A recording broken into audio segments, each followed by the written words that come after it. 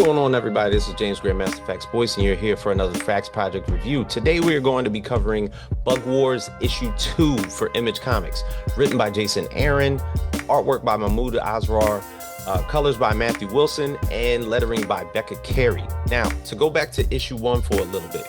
Of course, Slade Slaymaker, young little naive teenager, of course, just moved into this brand new house in the middle of Alabama with the rest of his family. And Slade, of course, has a love and affection for bugs, just like his father did. And this used to be his father's compound, where he used to study insects in his basement. More than likely, he was an entomologist. But his brother, Sydney, or Sid, absolutely despises bugs, because the reason for his father's demise is something that Sid seen as a traumatic incident from when he was about 5 years old, where he found his father in the basement, literally almost eaten alive by bugs. And to this day, Sid holds, I'm not going to say a grudge, but he just does not like insects. All right, so of course, the cliffhanger at the end of issue 1 brought forth the fact that Slade and Sid had a little bit of a banter, because Sid wanted to rid himself of the insects that were in the house. Slade has a ton of pets that he has inside of his room, and he went in there with like 2 cans of Rays, like bug spray, and just started stomping all these bugs out. And because in his mind, it's like all he sees is his father being eaten alive by insects, and the fact that there's so many insects around this place freaks him out. So when we get to that point to where he chased Slade down to the basement, Slade just unsuspectingly finds this mysterious amulet which transports him into the backyard. And this is where issue 2 starts. Now, when we come to find out, the amulet gives him some sort of mysterious powers, almost like a super level strength while he's down there in this backyard. And ultimately, the amulet's kind of like going on and off the power set, like to where it'll have superhuman strength or it'll click off, and then he can't even fight well. He's almost like down to his minuscule, naive teenage self as far as his strength is concerned. But ultimately, he gets kidnapped. He was trying to save his rhinoceros beetle, and for the most part got drug away, to where we get to this particular portion in the book to where we meet this particular spot called Swarm City. And it's like bug bazaars, there's a big beetle metropolis. It's inside of a brush pile. Now, if you've ever lived in the woods, there's always these sections in the woods that look like there's either hives or mountainous arrays of like ant colonies or anything like that, all built up in a brush pile. If you ever lived in the woods, you don't necessarily move the brush pile, because you'll probably be consumed by a swarm of who knows what's in there, insect-wise. But for the most part, it seems like the bugs treat this as a metropolis. There is prostitution, there is a marketplace for selling, there is almost like I'm gonna say a praying to toy soldiers as if they were statuesque idols. And you get met, even though Slade has been captured. He's been captured with other bugs. If you remember from the first issue, there was a whole war that was breaking out.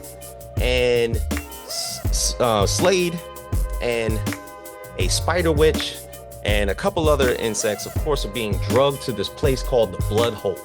And the Bludhole kind of reminded me of Thunderdome from Mad Max Beyond Thunderdome, to where it's like, it's not even like 2 men enter, 1 man leave. It's kind of like whoever they let in there, pray to God that one of them survives, because for the most part, it doesn't look like you're gonna make it.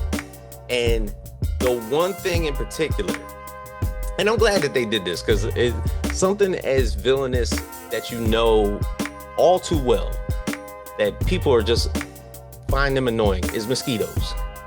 And when you go into the Bludhole, you're attacked by either mites or mosquitoes that are literally in there to suck your blood. They were dragging like lifeless corpses of insects that had probably had the blood just ripped out of them outside of the Bludhole when he walked in.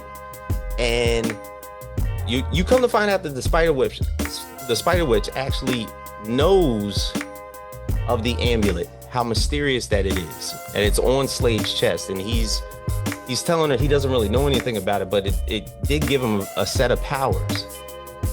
And inside of this particular fight that he's going to have in this Bludhole, you know, the Spyder Witch is telling him, he's like, yo, she understands he says that he came from the house, and she understands that you are from the house of Slaymaker. So you kind of like come to this whole conclusion that his father is somewhat of an archetyped hero of sorts that has done this with this amulet in this backyard numerous amount of times. So he's kind of like known down here, and that kind of like gives you a little bit of foresight of what Slade is going to be up against when he gets there. But what he comes to find out is that in the whole portion of the Bludhole, they've called themselves onto a truce because of what's been happening in the backyard. And if you remember from issue 1, Sid literally,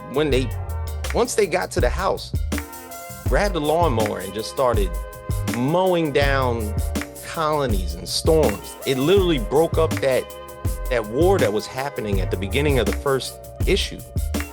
So I think that they're all now, all of the colonies, whether it was the spiders, the wasp, the beetles, and the ants, have all called a truce because they are now forming alliances in order for them to merge and go and murder Sydney for what he has done to all of their colonies. So for the most part, it brings everything together, and that comes to the conclusion that's like, okay, Slade, for the most part, has to get back to his normal self outside of this backyard to warn Sid that all of these colonies are going to start to attack him.